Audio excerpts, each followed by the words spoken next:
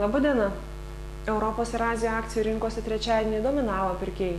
Teigiamos nuotaikos jautėsi ir Baltijos šalių akcijų biržose. Pagrindiniai indeksai stiebėsi aukštyn. Investuotojai reaguoja į gerėjančius makroekonominius rodiklius, kurie suteikia vilties, kad globalios ekonomikos nuosmukio dugnas jau pasiektas. Nors Baltijos šalis atsilieka nuo pasaulinių procesų, tačiau bendromis nuotaikomis netrunkama užsikrėsti. Vilniaus vertybinių popierių biržos indeksas pasistiebė 0,88%, akcijų perleista už 2,1 milijoną litų. Sandorių skaičius ir apyvartos byloja apie šiek tiek padidėjusių rinkos dalyvių suinteresuotumą. Didžiausias apyvartos buvo pasiektos perleidinėjant TLT ir Ūkio banko akcijas. Telekomunikacijų bendrovės vertybiniai popieriai atpigo 0,88%, tuo tarpu banko akcijos brango iki 68 centų.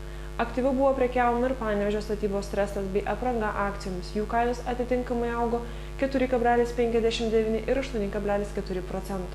Talino vertybinių popierių biržos indeksas pakilo 1,56%.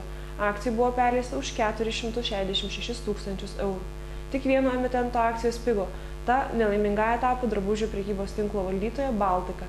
Šios bendrovės akcijos nuvertėjo 3,33%. Tuo tarpu indeksą aukštyn vedė Tallink Group akcijos pabrangusios 2,7%. Esti Telekom akcijų kaina kilo iki 5,36 euro centų. Rygos biržoje akcijų perleista už 133 tūkstančius latų. Bendras nuotaikas atspindintis indeksas kilo 0,34%. Visi laurai už didesnį neįprastai apyvartą ir pakilusį indeksą atiteko Latvijos Kugnė Ciba bendrovei. Laivybos bendrovės akcijų perleista už 110 tūkstančių latų. Akcijos kaina pakilo 2,38%. Šiandien naujienų tiek. Viso geriausio.